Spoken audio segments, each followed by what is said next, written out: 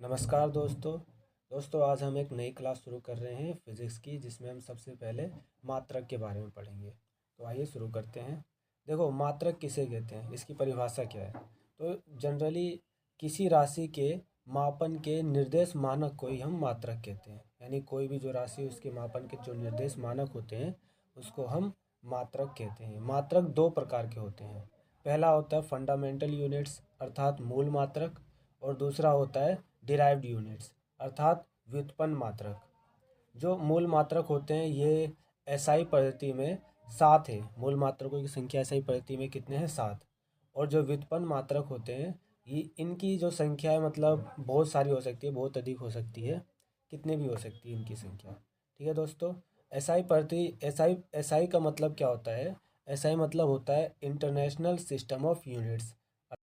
अब हम देखते हैं एसआई के कौन कौन से मूल मात्रक है। तो पहला है लंबाई। लंबाई का जो मूल मात्रक है ये है मीटर, और इसका सिंबल होता है एम। उसके बाद है द्रव्यमान। द्रव्यमान का जो मूल मात्रक है वो किलोग्राम है, जिसका सिंबल है केजी।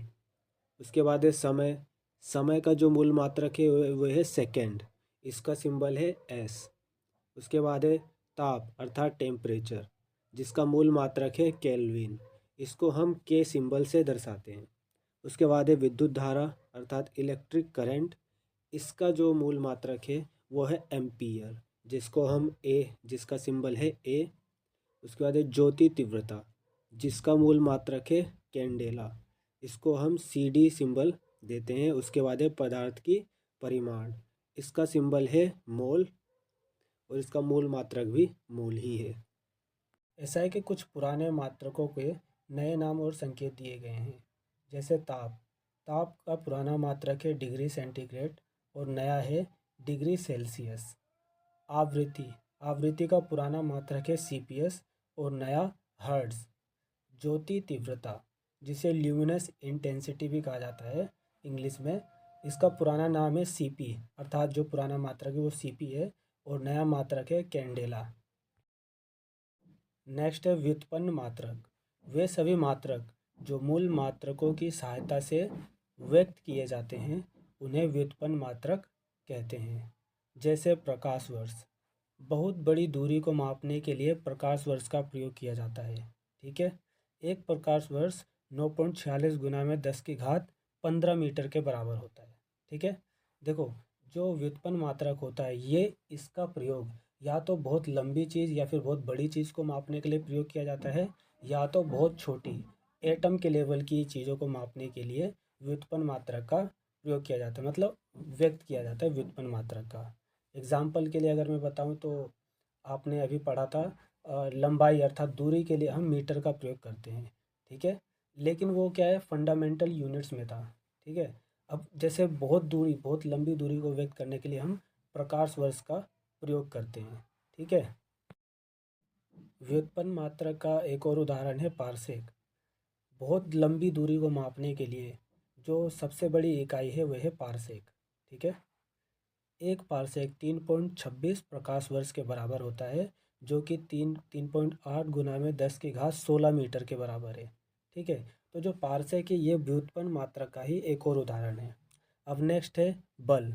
सीजीसी पद्धति में जो बल का मात्रक होता है वो है डाइन, और एसआई पद्धति में बल का मात्रक है न्यूटन है। 1 न्यूटन 10 की घात 5 डाइन के बराबर होती है। ठीक है दोस्तों। तो ये सब था, मतलब प्रकाश वर्ष हो गया, पारसेक, और जो बल है, इन सब का जो मात्रक है, इन सब के मात्रक को व्युत्पन्न मात्रक कहा जाता है। ठीक है दोस्तों। अब हम जान लेते हैं कि मूल मात्रक और व्युत्पन्न मात्रक में क्या अंतर है। तो पहला अंतर ये है कि जिन मात्रकों को किसी और मात्रक से नहीं बनाया जा सकता उसे मूल मात्रक कहा जाता है, और जो फंडामेंटल यूनिट्स को मिलाकर बनाए जाते हैं उसको व्युत्पन्न मात्रक कहा जाता है। दूसरा है जो इंटरनेशनल सिस्टम ऑफ यूनिट है उसके हिसाब से फंडामेंटल यूनिट कितने 7 हैं, जबकि डिराइव्ड यूनिट्स अनगिनत होते हैं, मतलब बहुत सारे होते हैं। इसका एग्जाम्पल है, फंडामेंटल यूनिट का एग्जाम्पल जैसे मीटर है, किलोमीटर है, सेकेंड है, एम्पियर है, ये फंडामेंटल यूनिट्स के उदाहरण हैं। और डिराइव यूनिट्स के उदाहरण है मीटर पर second, joule, newton, M square, ये सब क्या है, डिराइव्ड यूनिट्स के उदाहरण हैं। उसके बाद है नेचर। ये सबसे बुनियादी यूनिट्स होते हैं, जो फंडामेंटल यूनिट्स होते हैं, ये क्या है, सबसे बुनियादी यूनिट होते हैं। जबकि व्युत्पन्न जो मात्रक है ये बुनियादी यूनिट के कम्बिनेशन से बनाए जाते हैं। पांचवा है उपयोग। किसी क्वांटिटी को डायरेक्टली मेज़र करने के लिए हम फंडामेंटल यूनिट का प्रयोग करते हैं। जबकि कॉम्प्लेक्स क्वांटिटीज़ को मेज़र करने के लिए हम डिराइव्ड यूनिट्स का प्रयोग करते हैं।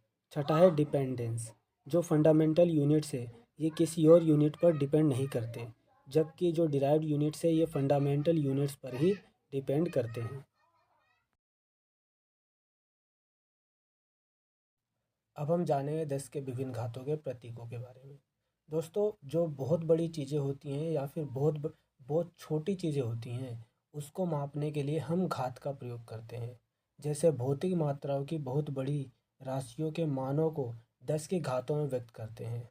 10 की कुछ घातों को विशेष नाम दिए गए हैं, जैसे सूर्य जितनी बड़ी चीज़ों को मापने के लिए बड़ी मात्रा के लिए इस घात का प्रयोग किया जाता है, और एटम लेवल की जो छोटी चीज़ें होती है उसको मापने के लिए इस घात का प्रयोग किया जाता है। तो बड़ी मात्रा वाली जो घात है उसमें क्या है, 10 की घात 18 को कहा जाता है एक्सा, 10 की घात 15 को कहा जाता है पेटा, 10 की घात 12 को कहा जाता है टेरा, 10 की घात 9 को कहा जाता है गीगा, 10 की घात 6 को कहा जाता है मेगा, 10 की घात 3 को कहा जाता है किलो, 10 की घात 2 को कहा जाता है हेक्टो, और 10 की घात 1 को कहा जाता है डेका। इसी तरह से जो नैनो अर्थात जो छोटी छोटी एटम लेवल की चीज़ें हैं उसको मापने के लिए हम इस प्रकार के 10 की घात का प्रयोग करते हैं। जैसे 10 की घात 1 को कहा जाता है डेसी, 10 की घात 2 को कहा जाता है सेंटी, 10 की घात 3 को कहा जाता है मिली, 10 की घात 6 को कहा जाता है माइक्रो, 10 की घात 6 को कहा जाता है माइक्रो, 10 की घात 9 को कहा जाता है नैनो, 10 की घात 12 को कहा जाता है पीको, 10 की घात 15 को कहा जाता है फेम्टो, 10 की घात 18 को कहा जाता है एटो। दोस्तों, अभी जो आपने 10 की घात वाले जितने भी प्रेफिक्स के बारे में जाना है, जैसे किलो, मेगा, मिली, माइक्रो, नैनो आदि, इनका इस्तेमाल बहुत बड़ी या फिर बहुत छोटी मात्राओं को आसानी से लिखने और समझने के लिए किया जाता है। इन्हें एसआई यूनिट्स के प्रेफिक्स कहा जाता है। एग्जाम्पल के लिए देखो, हम बड़ी मात्रा को छोटा और आसान लिखने के लिए 1000 मीटर लिखने के बजाय 1 किलोमीटर लिख देते हैं, और वहीं 10 लाख वाट लिखने के बजाय 1 मेगावाट लिख देते हैं, और 1 बिलियन बाइट को लिखने के बजाय हम 1 GB अर्थात 1 गीगाबाइट लिख देते हैं। ठीक है, इसी प्रकार बहुत छोटी मात्रा को आसानी से लिखने के लिए हम 0.001 मीटर को 1 mm अर्थात 1 मिलीमीटर कह देते हैं, या फिर 0.00001 सेकेंड को हम 1 माइक्रो सेकेंड कह देते हैं, और इसके अलावा 0.00001 मीटर को हम 1 nm अर्थात 1 नैनोमीटर भी लिख देते हैं। 1 नैनोमीटर बिल्कुल वायरस का साइज़ होता है। अभी हाल ही में जो कोरोना वायरस फैला था, तो कोरोना वायरस को हम नैनोमीटर में ही मापे थे।